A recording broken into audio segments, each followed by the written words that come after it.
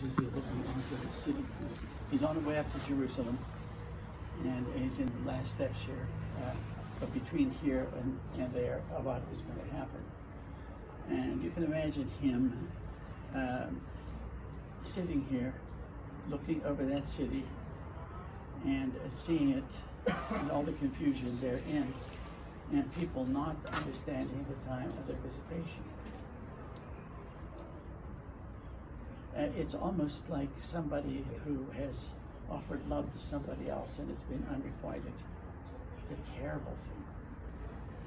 When you're madly in love with somebody and you're trying to offer that love to somebody and it's not returned to you. So you sit there and weep. But this is God weeping. And He is weeping over our inability to receive the love that is offered. I've come down to, I'm old enough now to try to find essential things in spirituality and what are the fundamental principles of spirituality. And the first principle, as far as I'm concerned, is what I call active receptivity. It involves both of our freedom and it involves our capacity to recognize that everything that we have received. There's nothing that we haven't received. And here we are with our freedom and our free will, and we're trying to go around proving ourselves, achieving things, getting our success, and looking at the way we want to be equal to others in the world. And we don't recognize that there's nothing we have to do. The only thing we have to do is receive the love that God gives us. Some of you in the group may know that over the past 25 years I've been very focused on reflecting on American culture. But it goes back farther than that. It goes back to my teenage years, growing up, and then my university years, and always this questioning about how does the gospel really make any impact on the culture in which we live.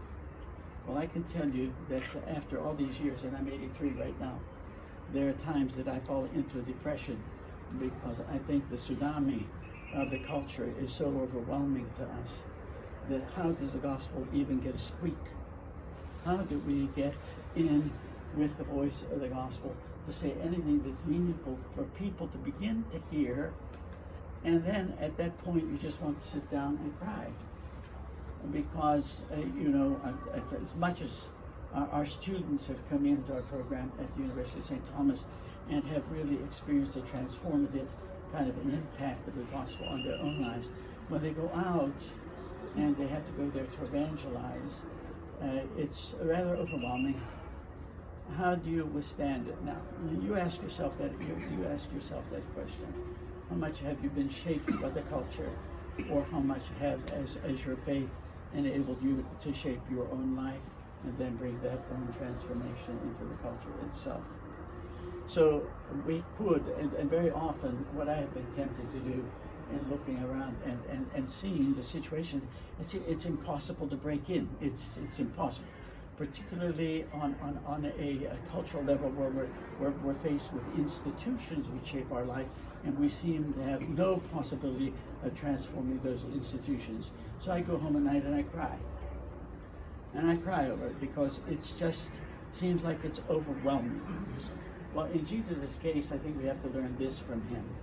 While he cried and wept here, oh, Jerusalem, Jerusalem, if you only knew the time of your visitation, the opportune moment, the kairos, that I am here and I'm offering you this divine love, and all you're doing is buzzing around that city like that siren that began the mass, going on, and you're saying to yourself, can't they hear anything? Well, that didn't stop Jesus from continuous evangelization. And when you think about Luke's gospel, you have to think about his gospel from the point of view of evangelizing, bringing the good news to the world and the culture. So what did Jesus do after this? He had miracles. He met Zacchaeus. He went on and curing people, etc. He didn't stand back and just sit there like I would do and become depressed, because it can become very, very depressing. Because not only do we see the way that the culture wants to shape us contrary to the gospel. But what we see is almost the impossibility of anybody letting us have a voice. So I guess the challenge for us today is this. We have to weep. We have to learn to weep and grieve deeply, as Jesus did, because the evil is a reality. The devil, as the Pope says so often, especially Pope Francis, I don't know when you listen to his homilies, he's always referring to the devil. There is a reality there. But, as we saw and we heard Saeed say the other day when we were in Caesarea Philippi, the gates of hell will not prevail.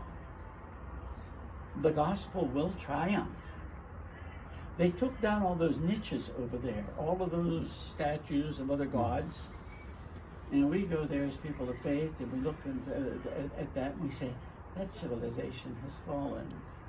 The gospel continues on, and we are the ones who are supposed to be the evangelizers, taking it out and letting people look at our faces in some way at least, and see the joy of the gospel there. So, I'm going to conclude by reading a poem by Jared Manley Hopkins. It's one of my favorite poems, and Maureen and I, as you may be aware, have developed 12 modules that we're hoping people are going to be able to use in parishes.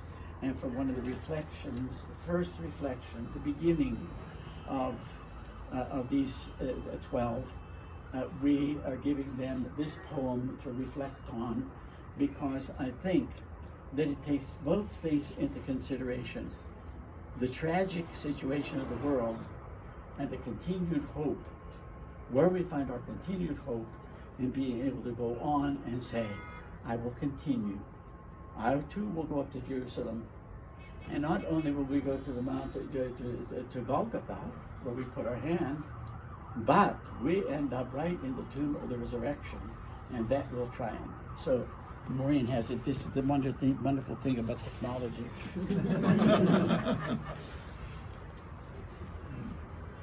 This man is profoundly mystical, Jared Manley Hopkins, a Jesuit. And when he reads this, when he wrote this, it just overwhelms you. The world is charged with the grandeur of God. It will flame out like shining from shook foil. So this grandeur of God is good. By the way, when we were in the Church of the Nativity over there, we saw that Mary, that was the American form, and it turned me off. But then I read on the side from this little poem, they took this shook foil, and then it began to make some sense to me. Anyhow, it gathers in greatness like the ooze of oil crushed. Oh, plenty of olive oil around here. Being crushed, it oozes out. Have you ever seen them make olive oil in a frantoio in Italy? It goes around and all this oil comes out. It's so beautiful. Still has to be shaken to get the gold and let the residue go. Why then do men not wreck this rod? Why don't we reckon with this reality? Why don't we see this grandeur crushed and flaming out? Generations have trod,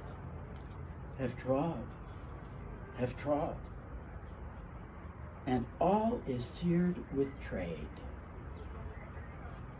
bleared, smeared with toil. And wears man's smudge and shares man's smell. The soil is bare now, nor can foot feel being shod. Our shoes are so thick that we can't even get in touch with this oil coming up and the energy bursting forth. We keep that safe space there. We're immune to it. We can't feel a thing. And for all this, nature is never spent. That there lives the greatest freshness, deep down things. And though the last lights off the black west went, like a sunset, oh, morning, at the brown brink eastward springs, a new day is coming. Because the Holy Ghost over the bent world brews with warm breast and with bright wings. So he takes Jesus' image of the hen wanting to gather the chicks under his wings, and with that tenderness and the warmth of the mother bird coming down. And if we think in terms of a pelican, which has been the symbol of Jesus, because the pelican was supposed to have taken her own blood and give it to the chick to eat, then we can imagine how close, how tender, how wonderful, how warm, how embracing is God's embrace. And then we'll know that the sun is not going down. The sun is rising. Naturally, they say that changes with age, doesn't it? My age tends to look at it going down, look at it coming up. So what I think we have to do is regain here the sense of two realities, to go down deep into the reality of our own brokenness and the brokenness of the world because of sin, and then recognize that the one thing we have to do is just let God's love in. We're the only one with the keys to the door. He can't come in unless we let him in. So if I were to offer you an image that we would go away with from this place today, is open the door.